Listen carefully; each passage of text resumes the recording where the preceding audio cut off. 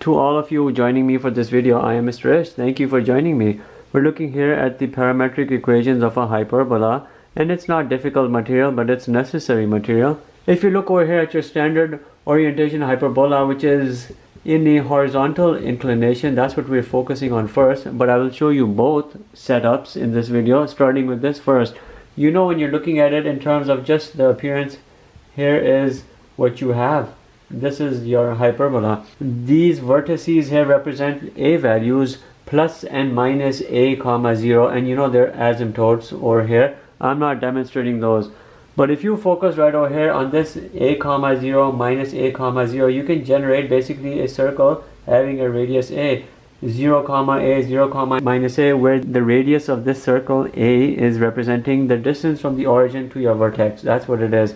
Here your radius is equal to a. If you are looking here at a specific angle over here, angle theta, and it connects here with the tangent line to your circle, always at 90 degrees, that's a geometric property, intersecting here with the x-axis, then you are looking straight up, you are looking here at a specific point. This specific point has a certain x and a y value. You can easily determine the x value, and then from that x value you can determine the y value. How can you determine this x value? You have a representation over here, your hyperbolic curves, and then this imaginary circle in between, which would be in the representation, you can say x squared plus y squared is equal to r squared, where a is equal to r a square. That's just your imaginative circle, which is helping you derive the parametric equations for the hyperbola. Anyhow, this is what we have. Look at this representation of this right triangle. There's a certain radius here, it's a. There's a certain dimension here across, that's x. There's a certain dimension here across, that's y. You have to determine these x and y's because it'll give you your x and y equations for the point P. The parametric equation will be based on that. You can easily look at this x by looking at this triangle and you pluck it right out. You have a 90 degree over here. Of course, it's not drawn to scale. Here's your a, here's your angle theta, here's your x. You can do here secant theta. Secant of an angle is equal to your hypotenuse. This right here is your hypotenuse over your adjacent. X here is equal to a secant theta. That right there is your first parametric equation developed right here. It's giving you the dimension of that. You can determine the y very easily from this equation form right over here. You put that x value in here and you solve for y. I'm looking at x is equal to this. You put it here in this equation. I have here a square secant square theta over a square minus y square over b square is equal to 1. These a squares cancel out. Push the secant square onto the other side. I have a minus y square over b square is equal to 1 minus secant square theta. Now push the minus on the other side, you'll flip things around, and push the b on the other side.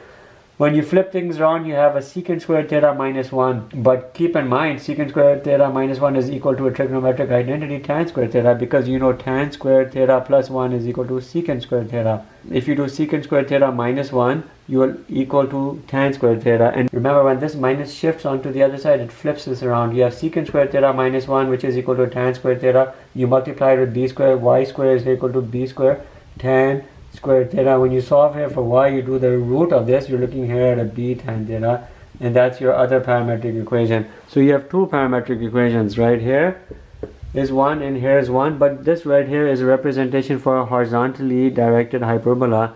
Your px, we'll call this here, px is equal to a secant theta, where this p parametric equation for the x value, and then your py is equal to b tan theta. These are your parametric equations, again, for a horizontally oriented hyperbola. Now let's flip things around for a vertically oriented hyperbola. In a vertically oriented hyperbola, your equation form is this: y square over a square minus x square over b square is equal to 1. Your vertex 0 comma a and 0 comma minus a. Again, let's make it dotted. You can do a imaginary circle over here, because this circle here is based only on the vertex values 0 comma a, 0 comma minus a, where your a is feeding in. Remember, this right here is your vertex. It is associated with your vertex. So let's keep that in mind. We have this equation. Now everything here is with regards to your y-axis. From a specific angle with regards to your y-axis, you are looking here at that angle.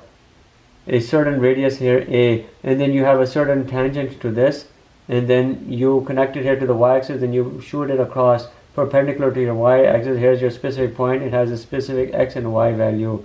That's what you have. And remember, a tangent to a circle is always 90 degrees perpendicular to your radius at that same point. This is what I'm saying. If you have a center, you have a tangent line, you connect it by means of a radius at that particular point P, you have here a 90 degree. It's a geometric property and it's true. Now this is the representation I'm looking at over here. When I pluck out that triangle, and remember your angle here is with regards to your y-axis. When I pluck out this triangle, this is what it looks like right over here. Here's a specific angle theta, here's a 90 degree generated, as you can see.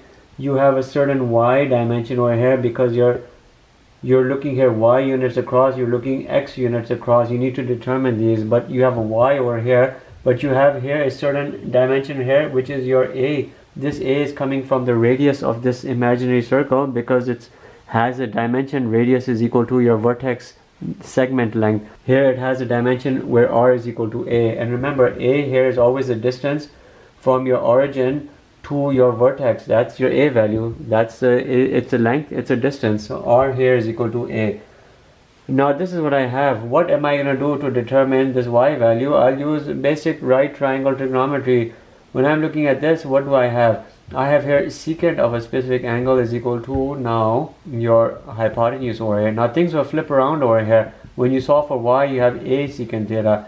In the previous example, when we were solving for x, we had a secant theta and y was equal to b tangent theta. Well, for a vertically oriented hyperbola, we're seeing y is equal to a secant theta. Therefore, x will be equal to, x here will be equal to b tan theta. But we won't skip this step. I'll still show it to you. How am I going to determine b tan theta? These will be your parametric equations for a vertically oriented hyperbola, py and px, py, px. And how will we determine that x parametric equation? Simply by using this equation right over here. You don't need to see this representation. I'll just erase it and I'll do that x parametric equation here for you. I have y is equal to a secant theta. I plug them right here. I have a squared secant squared theta divided by a squared minus x squared over b squared is equal to 1. I'm cancelling this out. I'm pushing the secant squared theta on the other side. Minus x squared over b squared is equal to 1 minus secant squared theta. X squared over b squared is equal to secant squared theta minus 1, and x squared is equal to, and this right here is also equal to a tan squared theta. It's your most fundamental trigonometric identity. Tan squared theta plus 1 is equal to secant squared theta. It's a Pythagorean trigonometric identity. There are 3 of those, you know. Tan square plus 1 equals secant square. You have sine square plus cosine square is equal to 1, and then you have cotan square plus 1 is equal to cosecant square. Anyhow, this is what we have. Push the b square on the other side. I have x square is equal to b square tan square theta, and then x here is equal to b tan theta, and that right there is your parametric equation, px and py. So we are done pretty much. We have parametrized the hyperbola. We have determined the parametric equations. We close with this rehashing of what the items are. For a horizontally directed hyperbola, your px and your py, your parametric equations, the x and the y values are this. X is a secant theta, y is b tan theta. For your vertically directed hyperbola, your px, py, your x is b tan theta and y is a secant theta. There's a flip, but simply because the hyperbola is also flipped with regards to its major axis and its conjugate axis. Here in the horizontally directed hyperbola, your major axis is horizontal. In the vertically directed hyperbola, your major axis is vertical. Hence, you see this flip. Everything flips accordingly. And that right there is the end of this video. Thank you.